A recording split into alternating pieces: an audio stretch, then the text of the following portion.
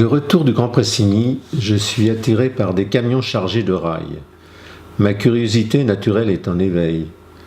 Mais c'est bien sûr des travaux de la voie verte.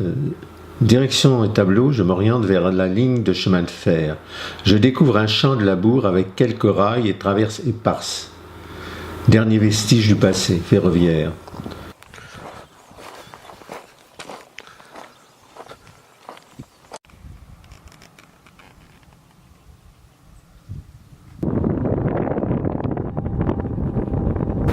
Le même paysage bouleversé s'offre à moi quand je poursuis ma route. À quelques kilomètres de Chaumusset, je peux admirer le travail remarquable de deux engins. Deux pelleteuses, l'une coupant et arrachant les rails, l'autre fouillant le sol pour extirper les traverses.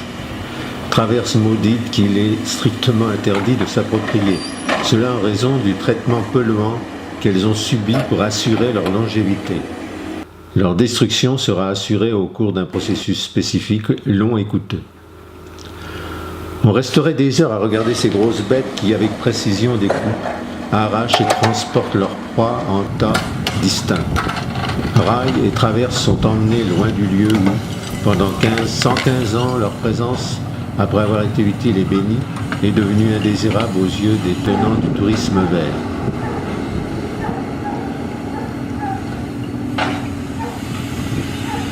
La voie verte est en route. Pour la partie nivellement et finition, la communauté de communes nous informe que plusieurs études sont en cours, avec pour objectif de raccorder cette voie à tous les sentiers communaux et aux grandes sœurs de Saint-Jacques et du Blanc.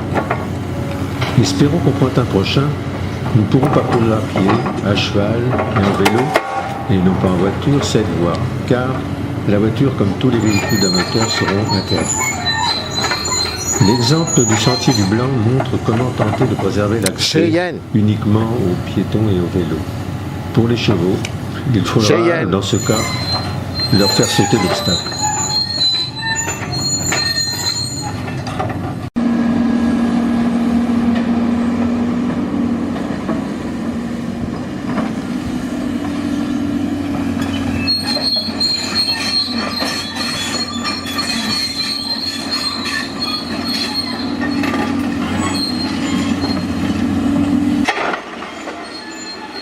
On peut penser que cette longue traversée du Sud Touraine, à travers ces beaux paysages diversifiés et ces jolis villages, pourra progressivement devenir un atout touristique et un outil de promotion de nos produits locaux.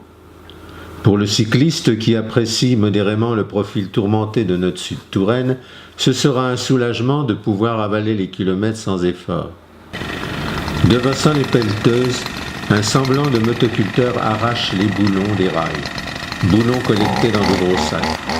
Au préalable, une débroussailleuse à main parachève le travail qu'une plus grosse machine avait commencé pour ouvrir la voie aux pelleteuses.